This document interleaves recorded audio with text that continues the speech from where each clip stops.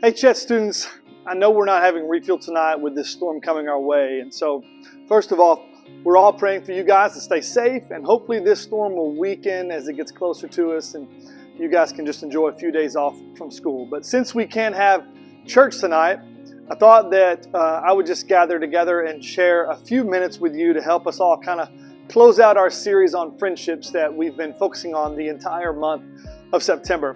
I promise you this, I'll make it quick. Nobody wants to watch like a 20-minute video unless it's like the episode of The Office. And so I just want to kind of close out really quickly our series on friendships. But friends and community are so important to your life right now in high school and in middle school. And friends and the influences that you have with them and they have on you can drastically impact and shape your future. And so we wanted to close out this series with the question, what do we do when it's time to maybe unfriend someone? How do we handle that? Because that can be pretty tough sometimes. And first you need to know that many of your friendships will always only last for a season. Not every one of them will last the rest of your life. Actually, that's fairly rare. And in the book of Acts, it talks about two guys named Paul and Barnabas, and both of these guys were friends, and they had done a lot of work to plant churches during its early years. But as they were about to take off on another missionary journey, a friendship tension began to happen. And it says this in Acts 15:36. It says, after some time, Paul said to Barnabas, let's go back and visit the city where we previously preached the word of the Lord to see how the new believers are doing. And Barnabas agreed and wanted to take along with him John Mark. But Paul disagreed strongly since John Mark had deserted them in Pamphylia and had not continued with them in their work. So basically, Barnabas wanted to take his cousin John Mark with them on their journey, and Paul wasn't having any of that. It actually says that their disagreement was so sharp that they separated. That Barnabas took John Mark with him and sailed to Cyprus, and that Paul chose a guy named Silas, and they left and they went to do God's work on their own in a different place called Syria and Sicilia. Now, here's the cool thing. It said it strengthened the churches there. Now, there were a couple of truths about when friendships need to end that I want you to know. First, a good thing to know is this. If you can't have peace, then you need to have boundaries in your friends. You see, Paul and Barnabas' disagreement was big enough that deciding to go separate ways was the best thing they needed to do to have peace in their friendship. The great thing about their story is that it doesn't end in conflict.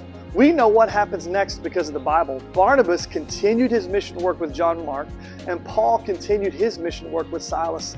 And here's the thing, God actually used their tension to multiply his message. And now instead of going one place together, they doubled their mission work. And what I want you to know is that you don't need to let relationship distress draw you away from God's direction for your life. You see, breaking up a friendship can be tough, but it doesn't have to derail your life. Paul and Barnabas could have started blaming the church. They could have blamed each other about things. They could have given up on Jesus' mission, all because they had this argument, but they didn't. They kept going with their mission. And even though their friendship changed and ended, they did what God wanted them to do. See, you can end a friendship without ending their reputation. Not being friends anymore doesn't mean you have to become their enemy. You can also end a friendship without ending your mission. You can move on and not let it ruin your life or ruin your reputation by handling it poorly. That's what Paul and Barnabas showed us.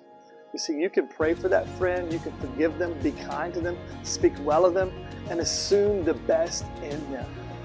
Walk away friendly from that friendship and don't break it badly. Choose to be the one who takes the high road, even when sometimes it might be a little difficult. You see, it won't be easy, but the person who will benefit the most is you. Seasons change, people change, friendships and relationships change, and sometimes people simply go in separate directions. But you can do it in a way that doesn't devalue the friendship or even the other person. Think about this. What friendship do you need to pray about maybe possibly ending? If you need to end a friendship or relationship, my number is going to be on the screen, and I don't have to know the details, but I would like to pray for you. I would love for you to just text me your name and maybe your friend's first name so that I can pray for you and for them and that friendship. And I promise you, I will be diligently praying for you in the situation that you're in. Man, I hope you guys stay safe this week, and our team looks forward to seeing you this coming Sunday, October 2nd at church. Don't miss out on community and life groups. Enjoy your days off from school. Stay out of the wind and the rain and be safe, and we hope to see you Sunday.